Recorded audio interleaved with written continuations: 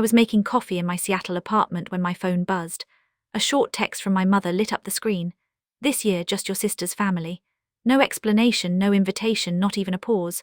I stood there for a second, the steam from the mug brushing my face, and typed back one word that tasted sharper than it looked. Enjoy.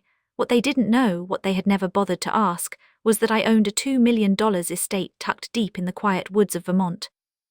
And that this time I wasn't going to spend the holiday waiting for a seat at their table. My name is Anna, and for most of my 33 years, I've carried myself the way my family taught me to: quiet, capable, never needing anything. People say I have a calm presence, that I look put together in every room I walk into. What they don't see is how much of that came from learning very early that the louder someone else was, the smaller I had to become. I grew up in a tidy suburban neighborhood just outside Seattle, the kind of place where everyone waved from their driveways, and my mother kept the front porch spotless as if it proved something. Inside that house, roles were assigned long before I understood what they meant. My mother, Linda, adored my younger brother, Brandon. She didn't deny it. She didn't have to. It lived in the way her voice softened around him and sharpened with me. My father, Warren, wasn't cruel, just steady in a way that never bent in my direction. He praised hard work, but somehow my work never counted. Before I continue the story, tell me first, where did you hear this from? Write it in the comments, because what happens next, most people won't believe. I remember being 8 years old, cleaning the kitchen after dinner, while Mom rushed Brandon to football practice. I remember bringing his missed assignments to school when he got suspended for fighting. I remember calling for help the night I found him collapsed and shaking from something he never should have touched. I can still hear Mom's voice trembling, angry, asking me why I made everything worse. Meanwhile, Brandon returned from rehab to a backyard full of balloons, neighbors, and a banner welcoming him home. When I got into a prestigious college at 17, Mom set banana bread on the counter and said, "It's quiet, just how you like it." I used to think that was normal, that if I worked hard enough, stayed calm enough, they'd eventually see me. But recognition in my family was a spotlight that moved only when Brandon moved. Years later, when I got engaged, that pattern played out again. Mom asked me to move the date because it overlapped with Brandon's birthday. And at the engagement party, he showed up 2 hours late, blasting loud music, dragging all attention with him like a magnet. I remember the look on my fiancé's face, confused, disappointed. He didn't last long after that. Neither did the version of me who kept insisting everything was fine. Thanksgiving last year was the final hint I refused to accept. I brought someone new, Julian, a gentle history teacher who asked about my dreams more than my schedule. Mom seated us at a side table for convenience, even though there were empty chairs at the main one. When I shared that I'd bought my first home, Dad nodded vaguely and immediately asked Brandon about his podcast plans instead. It was the moment Julian looked at me as if to say, "You don't deserve this." And I realized he was right, but the truth is, patterns don't break until something snaps hard enough.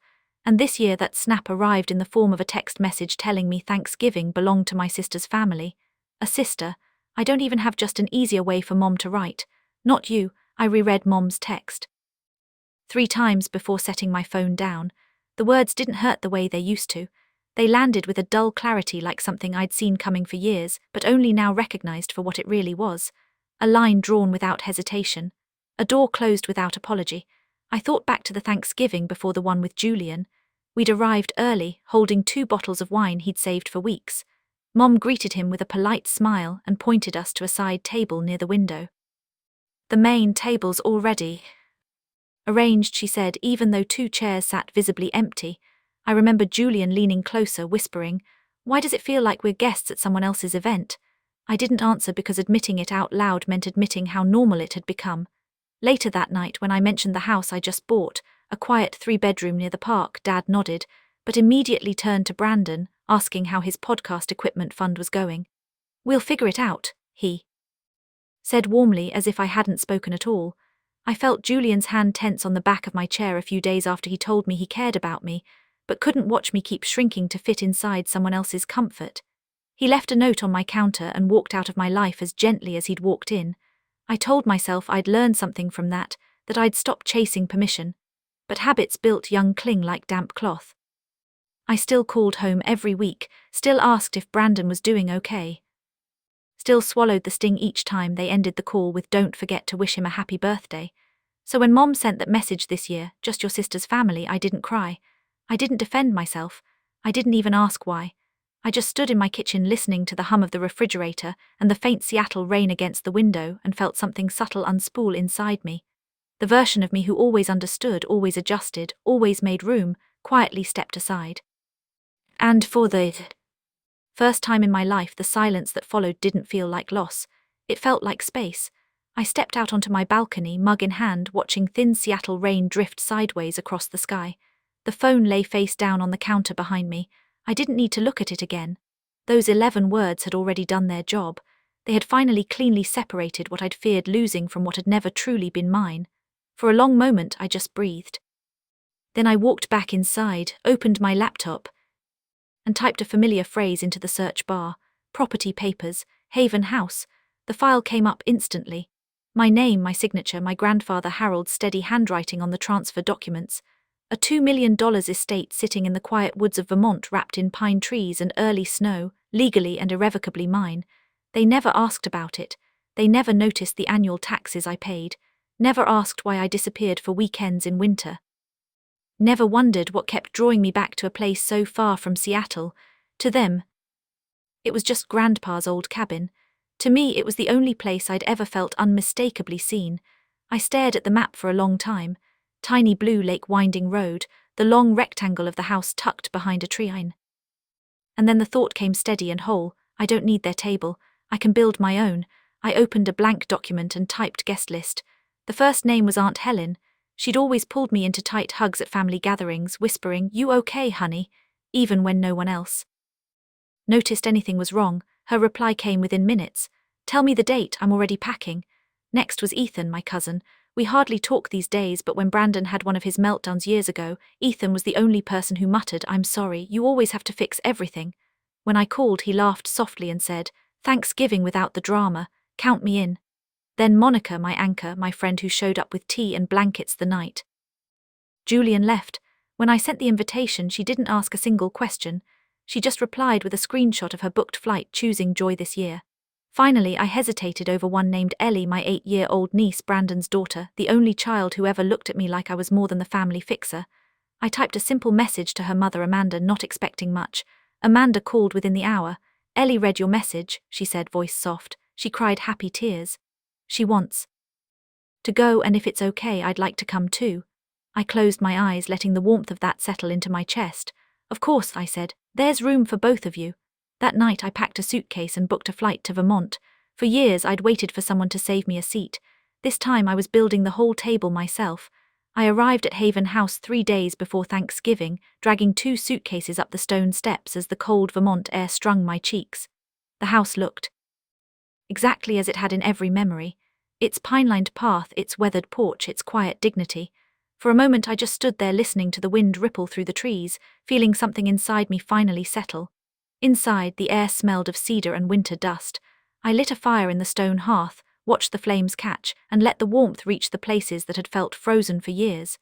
This house had always held me gently, even when no one else did. The next morning I began preparing. I cleared the guest room, swept the porch, and laid a white cloth across the long dining table facing the windows. One table only, no side seating, no hierarchy, everyone would belong equally. That thought alone steadied me. By afternoon, tires crunched over the gravel driveway. Aunt Helen stepped out with a pie tin and a wide scarf blowing behind her. "Sweet girl," she said, pulling me close. "Your grandpa would be so proud." Her voice cracked on the last word. Ethan arrived next with wine and a bag of dried flowers. "Thought you might want these," he said with a shy, almost apologetic smile. It felt like a wordless acknowledgement of everything he'd seen and everything he hadn't said. Monica's flight was delayed, but she burst through the door at sunset like a gust of energy. "I brought cheese. Zero idea what it pairs with. We'll wing it." I laughed harder than I had in months. By nightfall, Haven House felt lived in again. Coats hanging on chairs, murmured conversations drifting through the rooms, the low hum of people who cared simply because they chose to. It was a warmth I hadn't known how to allow myself before. The next morning, as I sliced apples in the kitchen, I heard small footsteps behind me. Aunt Anna Ellie stood there in her puffy jacket holding a crayon drawing of the house. Amanda followed her in, cautious but kind. "You really made it," I said, kneeling. Ellie hugged me tightly. "Mom said we could come because you're making a real Thanksgiving." Amanda gave a soft, tired smile. She's blunt, but she's right. I showed them the attic room with the round window and the wool blankets my grandfather saved for winter storms. Ellie gasped at the view. It looks like a snow globe, exactly what he used to say. As we walked back down the stairs, headlights swept across the front windows. I frowned. Everyone I invited was already here. The car door opened and there he was, Dean, tall, steady, wearing a dark coat and holding a folded piece of paper. My breath caught. "Didn't send you an invite," I said quietly. "I know," he replied, handing me the paper. Inside was a child's handwriting. "Uncle Dean come to Vermont. Aunt Anna needs someone who stays. She wrote this," I whispered. He nodded. "When an 8-year-old tells you someone needs you, you don't ignore it." I stepped aside. "Come in." He walked in slowly, the warmth of the house swallowing the cold from his clothes. No one questioned his presence. They simply made room, a small miracle in itself. Thanksgiving morning looked like something from a movie. Snow drifting in lazy circles, the lake half frozen, the house alive with laughter. Monica danced between the stove and counter with jazz music playing. Ethan and Ellie folded napkins into swans. Aunt Helen hovered over the oven as if guarding gold. Even Amanda laughed, really laughed at something Monica said about airline pretzels. Dean sat by the fire, carving a small piece of wood, looking up now and then as if checking whether I still needed support. By early afternoon, the house smelled like roasted turkey, cinnamon, brown butter, comfort made visible. For the first time in years, I felt full before the meal even began. We took a group photo by the big window. Ellie slipped her hand into mine at the last second. Someone posted the photo in a group thread with a few distant relatives. 5 minutes later, my phone buzzed, then buzzed again, then again. The calls wouldn't stop. I didn't need to check the screen. I knew exactly who it was. Mom, Dad, probably even Brandon. They'd seen the photo, they knew everyone else was here. They recognized Haven House and they weren't in it. Monica raised an eyebrow. "Answer it, you've earned this moment." My hand didn't shake as I hit speaker. Linda's voice burst through instantly. "Anna, what is going on? Why is everyone in Vermont? Whose house is that?" I leaned against the counter. "It's mine." A long, stunned silence. Then, "Dad, don't be ridiculous, it's the family estate." "It was," I corrected. "Grandpa signed it over me years ago." Mom's voice sharpened. "So you excluded us after everything we've done?" "You excluded me first," I said calmly. "Your text made that pretty clear." The silence that followed felt heavier than any argument. I continued, voice steady. "I'm not punishing anyone. I'm choosing myself for once." Dean rose from his seat, walked to my side and gently touched my shoulder. Then he took the phone from my hand. "Mr. and Mrs. Reed," he said evenly. "Anna is with people who choose her. If that bothers you, maybe think about why." Neither of my parents had an answer, just breathing, the kind that carries years of entitlement cracking. Finally, Dad muttered, "We're driving up." "Then drive safe," I said, and ended the call. For a moment the room stayed quiet. Then Ethan let out a low whistle. That was something. Aunt Helen cupped my cheek with a proud, trembling hand. "About time, sweetheart." Ellie tugged my sleeve. "Are you okay?" I kneeled to meet her eyes. "Yes," I said softly. "For the first time. I really am." Dinner that night felt like a holiday built from the ground up, warm, chosen free. The turkey was carved imperfectly. The mashed potatoes were lumpy. Someone spilled cranberry sauce on the tablecloth, but the laughter was real, the peace honest. And for the first time in my life, I wasn't bracing for someone else's disappointment. The table was full and it was mine. The next morning, snow covered the front steps in a thin white layer. I was helping Ellie draw a wreath design for the door when a long, sharp ring echoed through the house. Monica peeked out the window, then looked back at me. "They're here." I stood smoothing my sweater and opened the front door. My parents stood on the porch, coats buttoned to their chins, faces, pale eyes scanning everything behind me as if searching for the version of me they still expected to control. "Anna," my mother said tightly, "we need to talk privately." I led them into my grandfather's study where the afternoon light fell across the old desk. The room felt like a witness. "You blindsided us," my father started.